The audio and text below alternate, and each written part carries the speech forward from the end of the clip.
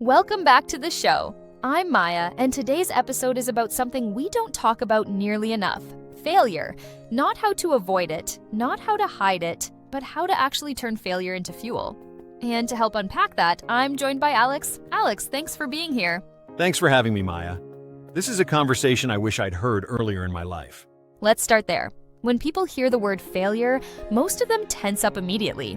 Why do you think failure triggers such a strong reaction in us? Because we've been taught that failure says something about who we are, not about what happened, but about our value.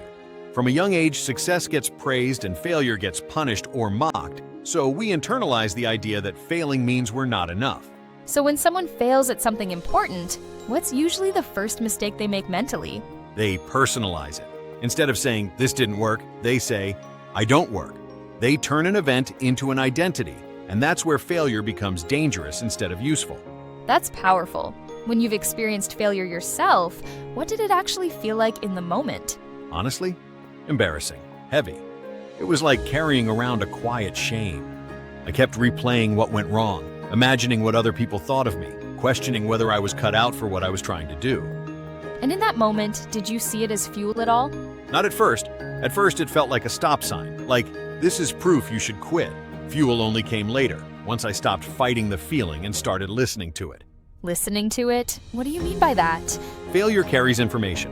It shows you gaps in skill, preparation, mindset, or strategy. But if you rush to numb the pain or distract yourself, you miss the lesson.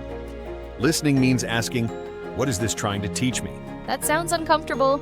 It is. Growth usually is, but discomfort is the price of clarity. Once you're honest about what went wrong, you can actually do something about it. A lot of people stay stuck in self-blame though. How do you separate accountability from beating yourself up? By focusing on actions instead of character. Accountability says, "Here's what I did or didn't do." Self-blame says, "Here's what's wrong with me." One leads to improvement, the other leads to paralysis.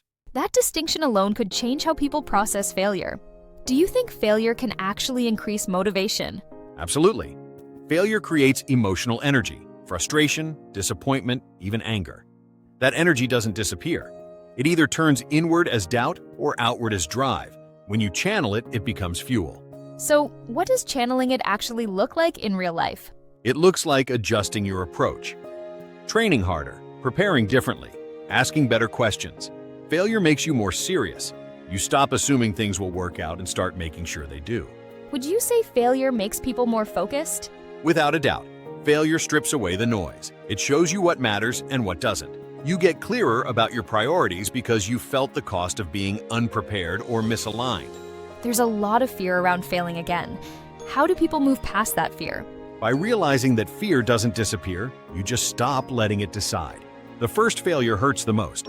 After that, you realize you survived. That builds resilience, and resilience is confidence in disguise.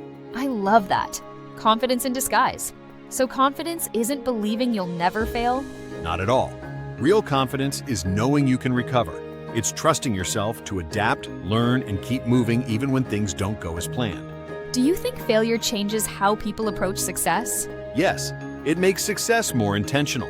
You stop chasing validation and start chasing progress. You respect the process more because you've seen what happens when you don't. For someone listening right now who feels like their failure defines them, what would you want them to hear? That failure is a moment, not a sentence. It's feedback, not a verdict. What defines you isn't what went wrong, it's what you do next.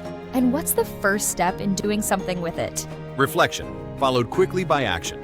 Take the lesson, apply it, and move. Don't sit in the story longer than necessary. If you could sum it up simply, how do you turn failure into fuel? You stop asking, "Why did this happen to me?" and start asking, "How can this make me better?" That shift changes everything. Alex, this has been such a grounding conversation. Any final thought you want to leave our listeners with? Failure doesn't mean you're behind. Sometimes it means you're being prepared for something bigger. Use it. Don't waste it.